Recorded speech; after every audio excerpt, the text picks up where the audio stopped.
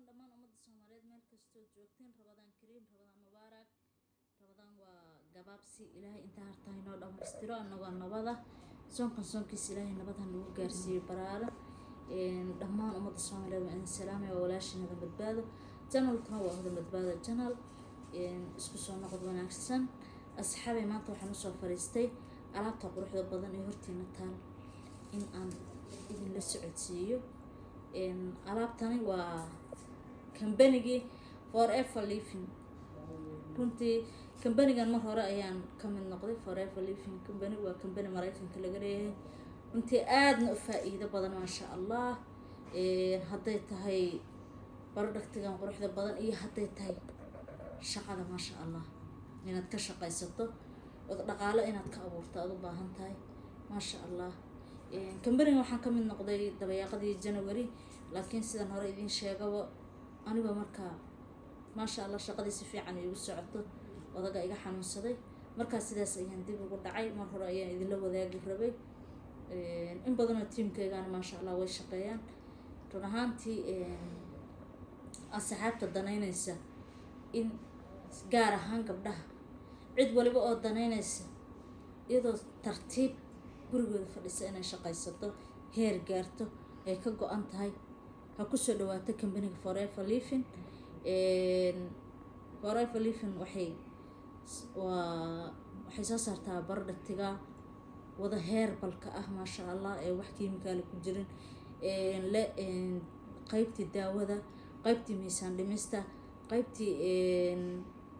shoppingka oo maxay ahayd alaabaha hadday tahay shaambadii conditionkii heat lotionkii kareemkii finanka haarihii libistii faruraha ka ilaalinaysana dildilaacan inuu dhiig ka imaado colgate iyo ciridkii afka iyo kulli ayadana daawo ma sha Allah calciumkii ay nooc waxaad u baahan tahay cosmetics hadday tahay hadday miisaan dhimis tahay hadday miisaan kordhin tahay haddii ay tahay qaybtii daawada dhiigkarka gaaska baasiirka ay dhammaan ma sha Allah runtii fursado badan oo qarsoon ayaa kambanigan idinka qarsoon asxaabi ayaa ku doogan cid allaale cid danaynaysa iyadoon tahriibin iyadoon rafaad maran iyadoon qababac gelin iyo gurigeeda tartiib joogtan heer gaar xataa adigoo shaqaysanaya aad ka shaqaysan karto ma sha Allah daqiiqad walba ama rubi saacad hesho ayaad shaqaysan kartaa heerna ku gaari kartaa ma sha Allah linkiga ayaan idin soo dhigayaa group WhatsApp-ka cid allaale cid danaanaysa halka ha ku soo hoobato waa cid ay shaqo ka go'an tahay